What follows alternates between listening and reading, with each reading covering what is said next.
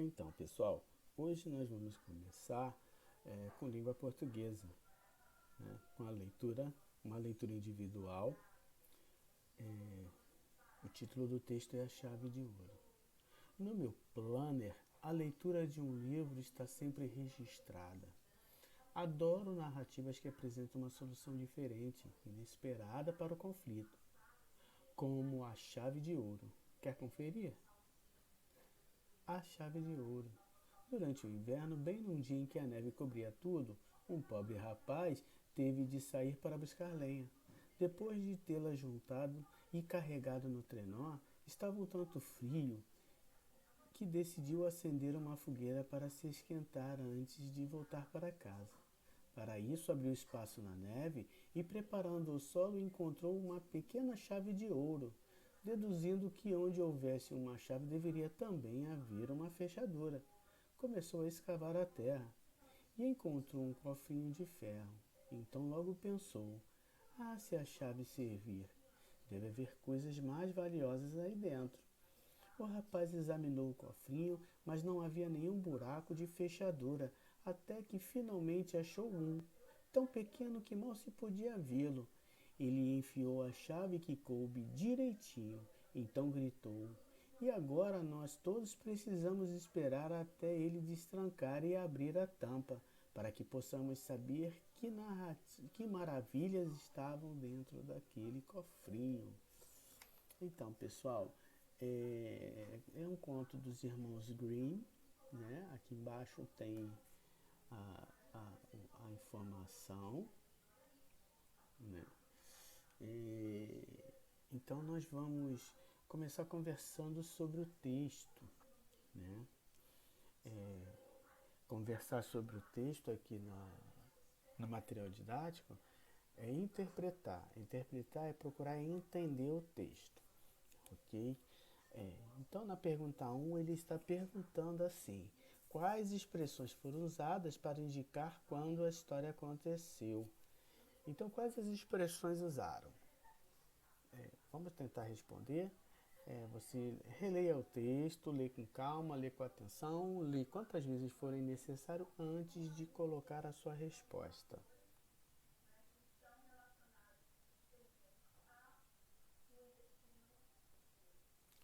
Questão 2. Por que o rapaz decidiu acender uma fogueira? Por que então? Você volta no texto, faz a releitura e procure responder. Pessoal, quando nós temos aí uma interpretação, questões de múltipla escolha ou questões discursivas que você tem que escrever a resposta, volta no texto quantas vezes forem necessárias, tá? Para conseguir responder até você entender e descobrir a resposta. Lembrando que todas as respostas elas estão no texto, ok, pessoal? Quando o rapaz preparava o solo, encontrou algo valioso. Ele começou a escavar a terra e encontrou mais uma surpresa. Escreva o nome dos objetos encontrados.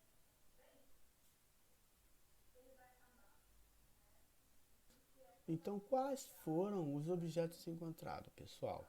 Ele encontrou dois objetos.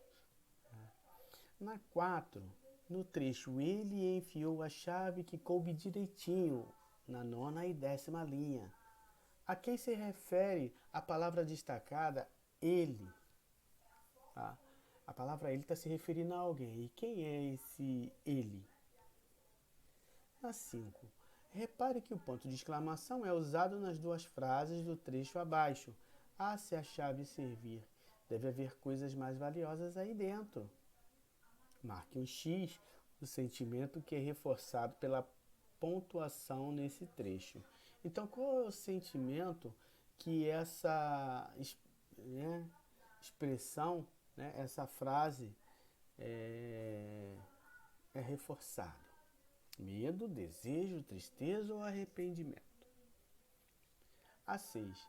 No desfecho da história, o desfecho da história atendeu à sua expectativa? Por quê? Então, você gostou do final? E por que você gostou ou não gostou? Né? Esse pedacinho, essa história que nós lemos, pessoal, ela é um pequeno fragmento da história. Deve ter muito mais coisas dentro do livro, né, que foi retirada do conto do irmão Grimm. Então, como nós estamos estudando, né, o texto, leitura e interpretação, é um trecho resumido. Eu não sei se na nossa sala de leitura teria esse livro, né? A Chave de Ouro provavelmente deva ter, sim. Mas como a gente está em aula remota, fica até difícil a gente conseguir para fazer a leitura dessa história completa para vocês.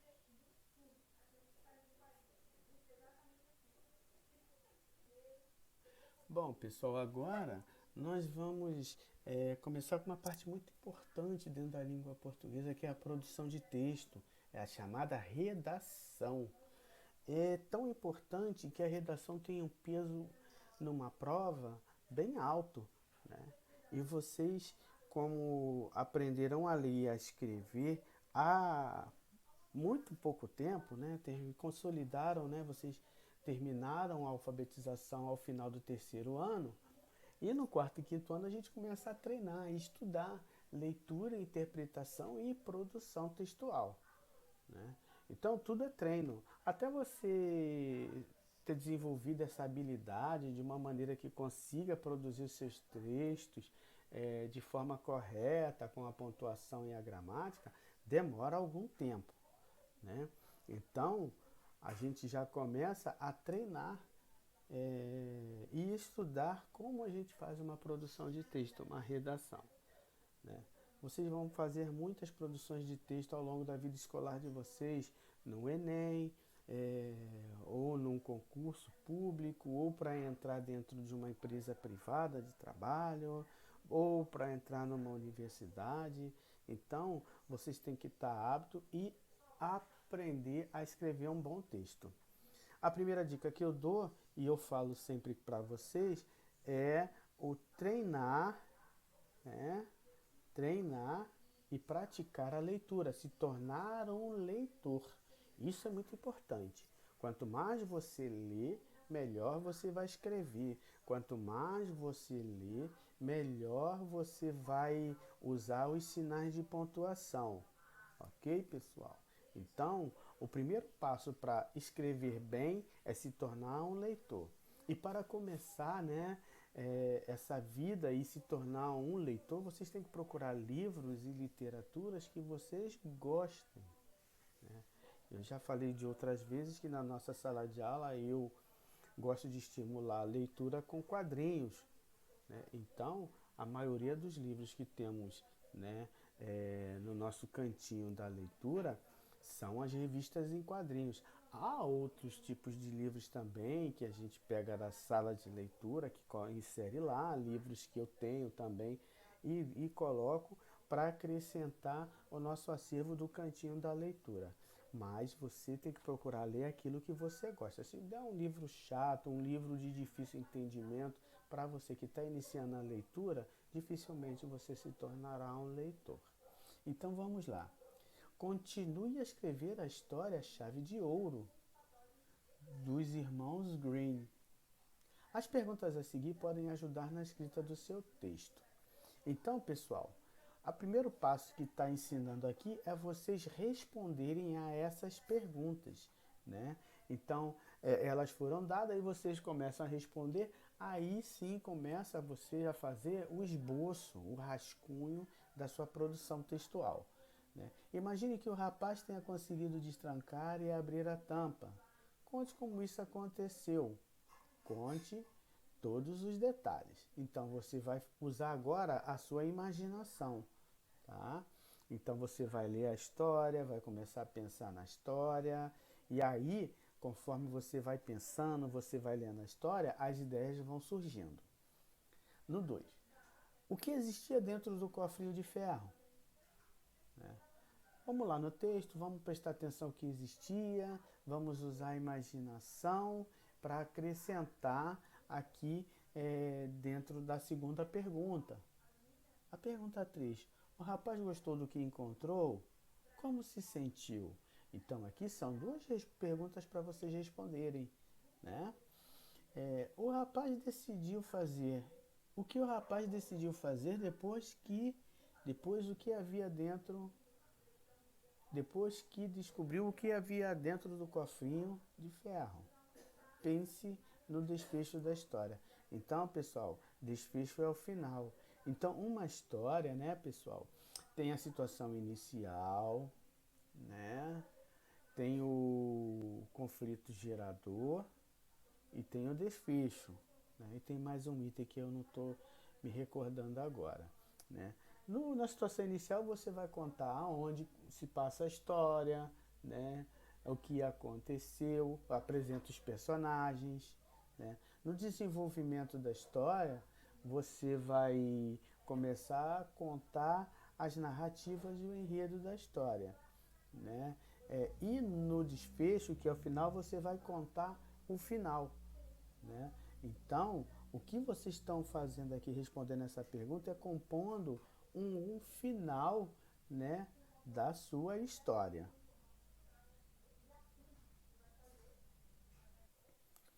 Então, agora nessa parte aqui, você vai escrever a primeira versão do seu texto.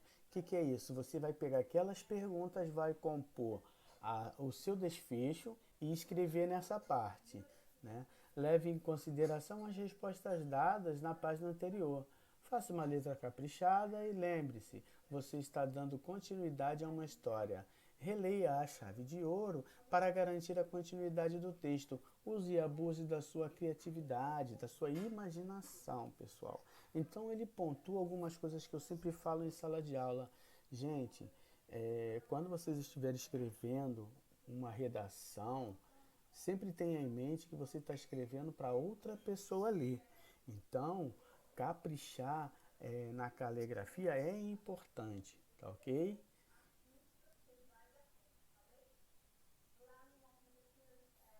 Então, pessoal, depois que você fez o seu esboço, respondeu as perguntas, fez a primeira parte do texto, você vai revisar o rascunho, né, com cuidado, prestando atenção nos sinais de pontuação. Né? A gente já fez essa aula, já mostrei essa aula para vocês. Né?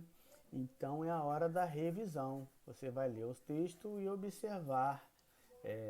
Você entende o que escreveu?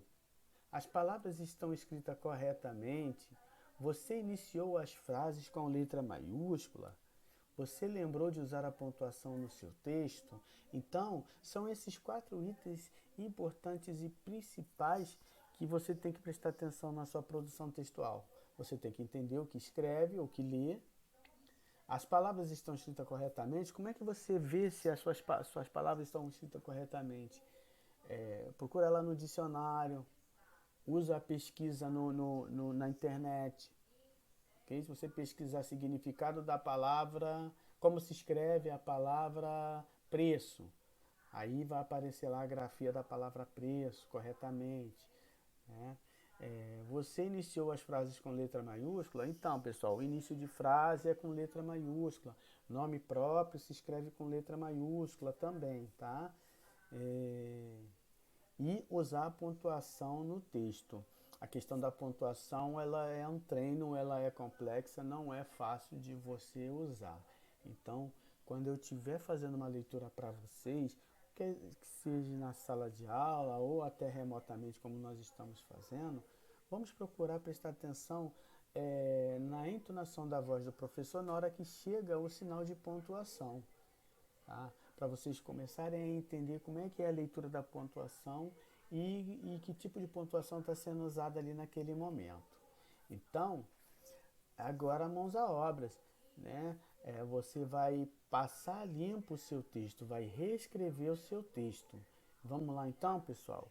Então vamos ao trabalho. Né? Boa sorte e lembre-se, pessoal, é treino, ok? É um treino.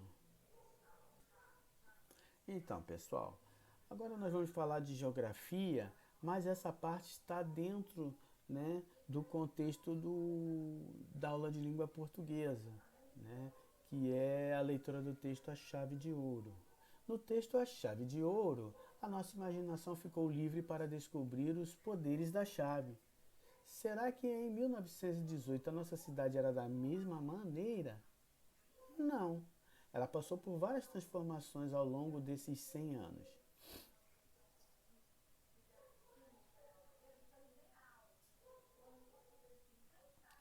Então, para nós entendermos essas transformações, vamos interpretar essas três imagens que estão postadas agora, né? Estão sendo apresentadas.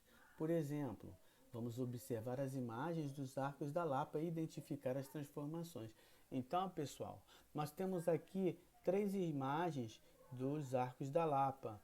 Nós temos aqui uma imagem do ano de 1790. A segunda imagem é de 1900 e os arcos da Lapa hoje, né? Nós já falamos também em história esse ano que os arcos da Lapa eram um arqueoduto, né, para levar água, né, pro centro, né, da cidade.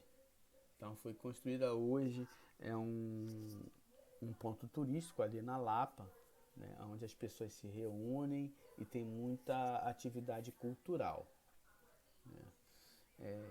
Então você pode observar em 1900, em 1790 e hoje, né? Há transformações nessas três imagens, as transformações no entorno, né?